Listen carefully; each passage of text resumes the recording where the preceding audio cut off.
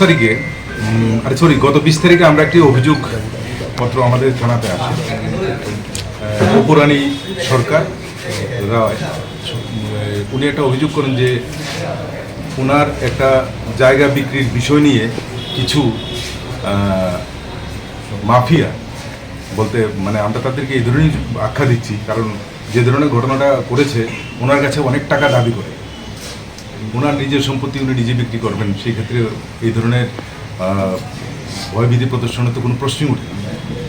তো ওরা প্রায় 2 কোটি টাকা ডিমান্ড করে। তো সেই অনুযায়ী আমরা সঙ্গে সঙ্গে এই বিষয়টিকে খুব গুরুত্ব সহকারে আমরা দেখি এবং ওই দিনই একটা স্পেসিফিক একটা কেস রেজিস্টার হয়। কেস রেজিস্টার করার পর আমরা যারা আসামি আছে এদেরকে আমরা খোঁজখবর নিতে শুরু করি।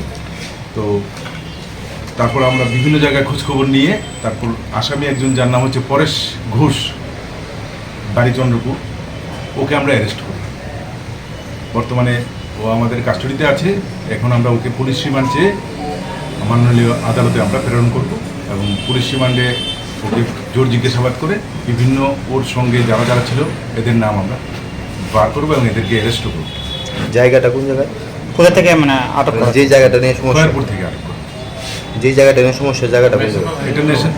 এটা আমাদের ন্যাশনাল হাইওয়ের পাশেই, চন্দ্রপুর এবং খয়েরপুরের মাঝামাঝি। স্যার দেখা যাচ্ছে যে আগরতলা সবে আমরা এই ঘটনাটির উপর ভিত্তি করে আমরা যারা এই ধরনের অর্গানাইজ ক্রাইম বলে, এগুলিকে অর্গানাইজ ক্রাইম বলে, এদের সাথে অনেক জড়িত থাকে।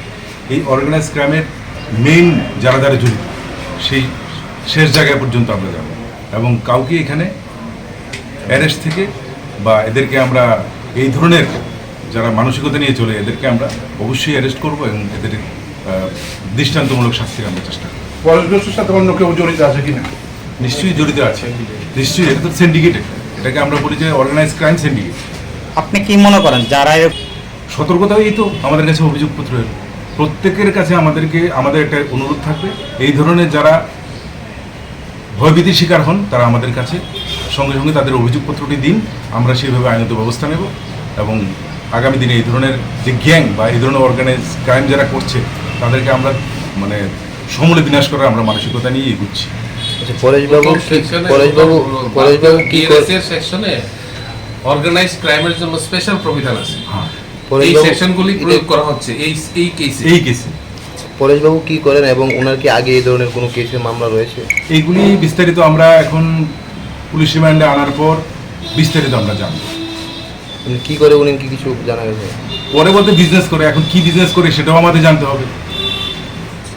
বিজনেস করে ওনার কি ট্রেড লাইসেন্স থাকবে, কেন এই ঘটনায় উনি কেন গিয়ে এইভাবে, এগুলি সমস্ত হিসেবে মানে এটা তদন্ত সাপেক্ষ ব্যাপার। এটা আমাদেরকে জাস্ট আমার পুলিশ রিমান্ডের সময় আমরা জিজ্ঞাসাবাদ করব।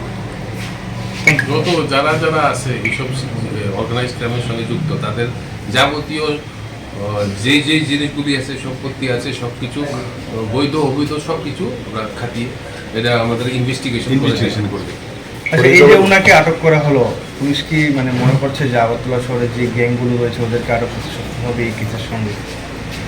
এই কেসের সঙ্গে যারা জড়িত আছে আমরা বললামই তো, একদম বিএনএস এর যে সেকশন, সেই সেকশন অনুযায়ী অর্গানাইজ ক্রাইম, এটা অর্গানাইজ ক্রাইমের সেই ধারা অনুযায়ী এটার সাথে যারা যারা জড়িত থাকবে প্রত্যেককে আমরা এই কেসে আমরা অ্যারেস্ট করব এবং সঠিক তদন্তের মাধ্যমে এদের সব কিছু আমরা খুঁজে বার করব।